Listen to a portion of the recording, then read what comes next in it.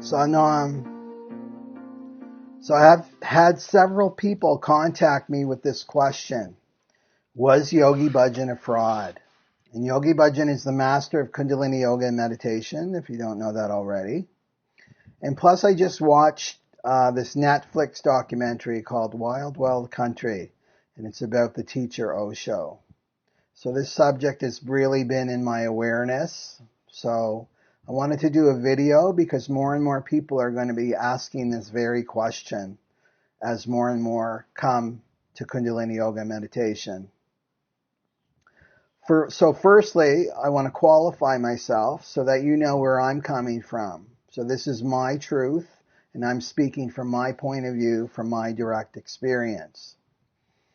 So I've been practicing Kundalini Yoga and meditation since 2000, and my now ex-wife introduced me to my very first class, essentially delivering me to my destiny, as this is one of the major tools that I use in my healing programs. So in the class, I thought, this is weird, and I had a lot of resistance, right? A lot of resistance to the class. But during deep relaxation, the music, or the Shabbat Guru, right, the sound current, completely penetrated through all my defenses, through my ego, and went straight in there into my heart and exploded. And I just started sobbing my very first class.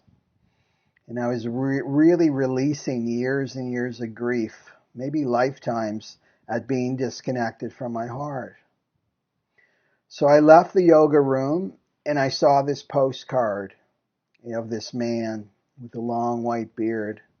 And he looked like Santa Claus to me, right? And underneath it said, "Be good." And I was so drawn to that card. I took it home and I put it on my fridge, right? And then I went to the bookstore the next day, the metaphysical bookstore, and there were all these Kundalini Yoga books, and I picked one called the Sadhana Guidelines, which I learned later was the Kundalini Yoga Bible. So I started practicing every day on my own, and I was healing very quickly, and I started feeling good in my own skin. And then I bought more books about Yogi Bhajan, and reading all of his lectures that I could find online. And everything he said, I felt a zing. I know that. I know that. I know that. It wasn't like he was teaching me anything that I didn't know already. It was a recognition of truth. It was a recognition of the wisdom inside me that's inside every other person on this planet. So I researched more because I was very suspicious of spiritual teachers, like most of us are, abusing their power. I was brought up with the Jim Jones Kool-Aid thing, right? That was in the collective unconscious at that time when I was a kid. So as I read more and more, finally I had to admit to myself, okay, he's the real deal. Yogi Bhajan's the real deal. And I started experimenting more and more with the teachings in my own life to positive results. And then finally I went to Kundalini Yoga teacher training, which was a big deal for me because of my extreme sensitivity. And I didn't feel comfortable or safe in groups because I would be overwhelmed by feeling everybody else's energy. But I kept moving forward and cultivating such a deep love and respect for Yogi Bhajan because I didn't grow up with wise role models. I didn't grow up with this kind of wisdom. So this was the year that Yogi Bhajan physically passed in 2004. So I never had the opportunity to meet him in 3D. So during Kundalini Yoga teacher training, we would watch videos of Yogi Bhajan teaching, recorded videos. And my first niggle that made me feel a little bit uncomfortable, or a lot uncomfortable, was when he told a story of being with a large group of transgendered women in Spain. And he said a derogatory comment. And he also taught that there's no such thing as a lesbian. So I had a reaction to this, but I really wanted to check in to make sure it wasn't my ego and that I wasn't in resistance. So I worked in the queer community for years before that, and this was not my experience. Lesbians were definitely real. They exist. And transgendered women were real too. And they're loving human beings with all their quinkadinks and their challenges, looks like the rest of us. So this was my first experience of him not being perfect, right? This was my first experience of his cultural background coming through, right? India would imprison people for being queer or kill them. So of course he wouldn't have had any exposure to this group of people until he came to the West. So okay, I told myself, he's human. And as soon as we go into an us and them, right? Us and them, this is separation, and it's not the capital T truth. So I will give him credit. He did change his tune about this as the years went on, as he spent more time in the West. So after this, I completely fell in love with Kundalini Yoga and meditation, and I wanted to share, so I started teaching a lot. Started growing my beard long, wearing the beautiful white bana and the turban, and you can see my evolution right here on YouTube. I have a video that goes way back to 2009, I think. So it's still up on my channel. So at this point in my journey, I'm 11 years in, right? And I'm very committed and disciplined to be a teacher of Kundalini Yoga and meditation and to be a spiritual teacher. And I wanted to know more about this community, right? Where do they come from? What are they all about? So I bought all the Beads of Truth online. And this was the first magazine that Yogi Bhajan and his followers that from the 70s and the 80s. So these magazines were a document of those early days, which was definitely bizarre and definitely weird, the stuff that was going on then, right? But I could see his methods were all about dissolving the ego and creating a group consciousness, right, to prepare people for this upcoming age of Aquarius, to create teachers, right, for this time that we're in right now. And I just ate up all these magazines. I just loved them. And at one point I noticed that a woman was photographed a lot with Yogi Bhajan, and she just disappeared. And she was also the editor of the magazine. And at one point, right, as I was reading, her name was no longer in the magazine. It was someone else. So I thought, that's weird. What happened to her?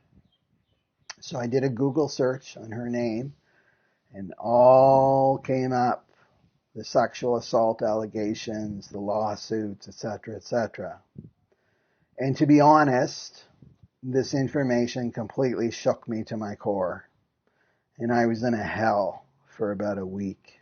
I completely started questioning everything about Kundalini Yoga and meditation. I started questioning all my choices. And at times I felt like a chump. I felt like a fool that I had given 11 years of my life to this path. So one sleepless night, my mind felt like it had gone insane, right? It was fully in duality.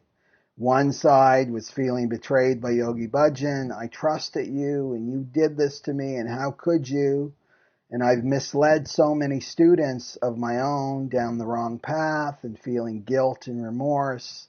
And then the other side was, did he do it? Maybe it's bullshit, right? Maybe it's a lie. It just went back and forth, back and forth, back and forth. And at the same time, I'm having all of these intense emotions of sadness and disappointment and anger and despair and fear, right? I was trying to make sense of this information through my mind, which is always a bad idea.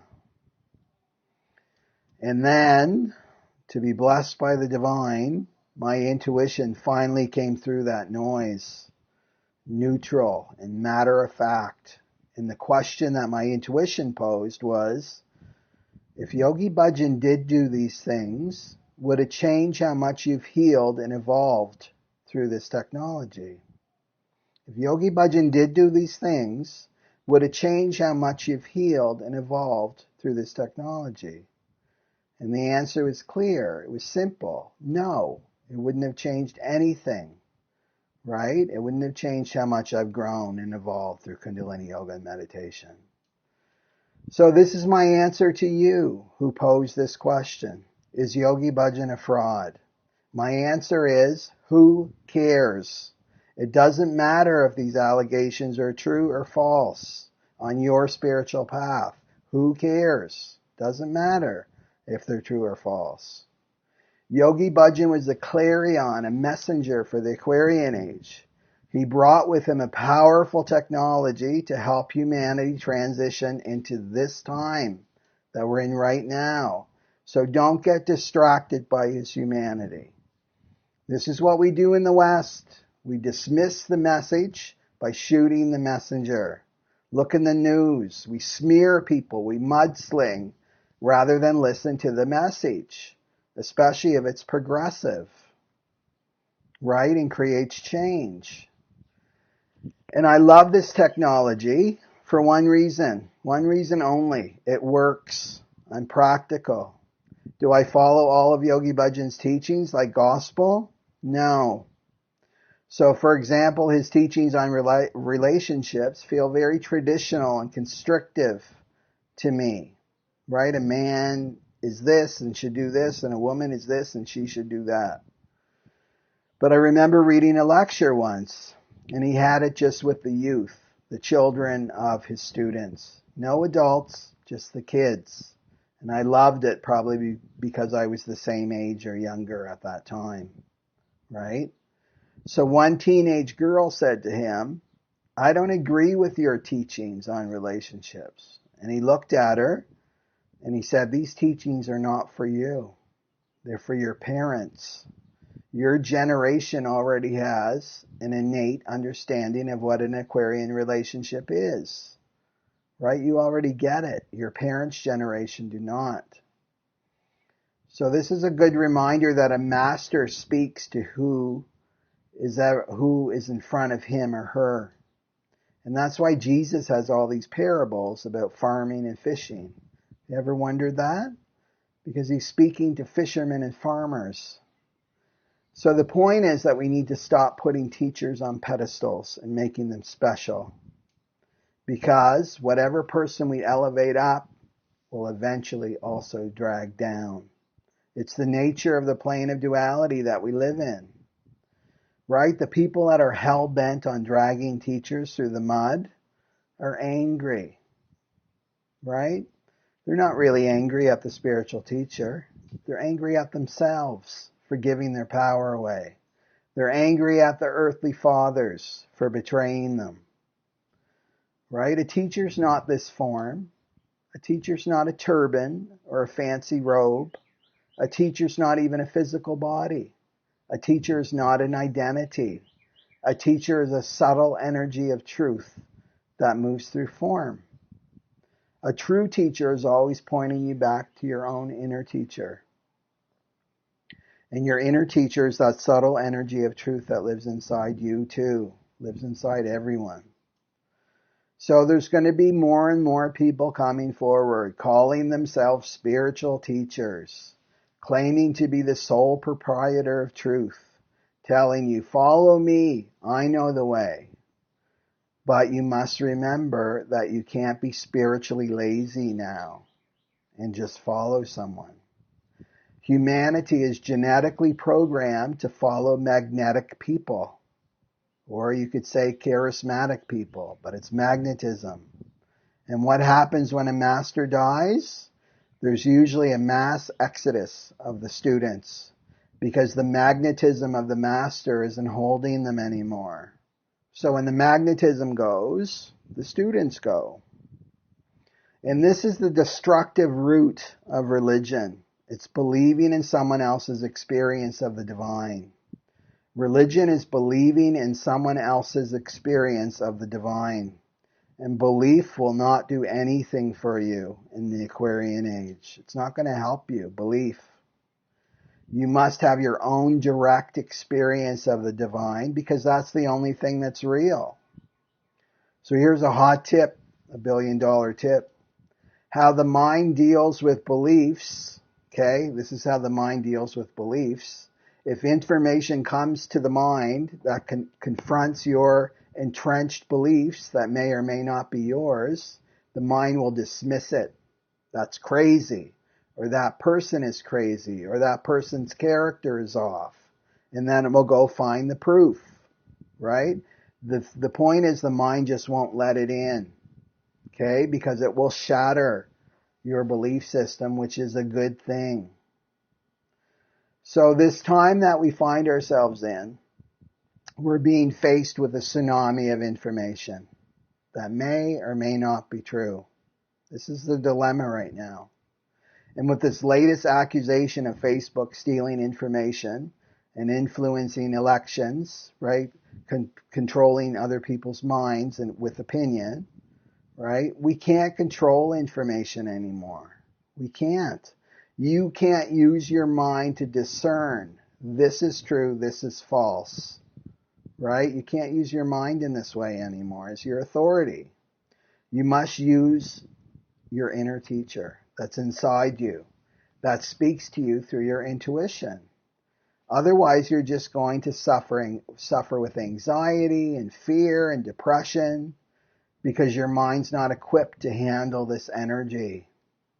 Right? It's energy. Information is energy. But your soul is very equipped. Right? This is what we're being led to rely more on our soul as our authority, not our mind. So do we need spiritual teachers now? It's a $1 billion question right there. Do we really need spiritual teachers now? Well, yes, of course we do. But only to point us back to our own teacher. It's like when you're first learning to ride a bike. You have training wheels. But eventually the training wheels have to come off. And then you ride the bike on your own. So eventually each one of us will have to leave our teacher and trust only in our own inner teacher to enter the Aquarian age. This is called being a spiritual adult. It's taking responsibility for your life. Right? Each one of us has to become our own master, the master of the self, the little s self. So each one of us is being called to mastery, and it's master of the self, the little s self. Okay, so I'd love to read your comments on this subject of a spiritual teacher. And so please speak from your direct experience. Don't parrot something back. I don't want to read that. I want to read your direct experience, okay? Because this subject's going to become more and more important as we, come into more and more turbulence as we enter into the Aquarian age.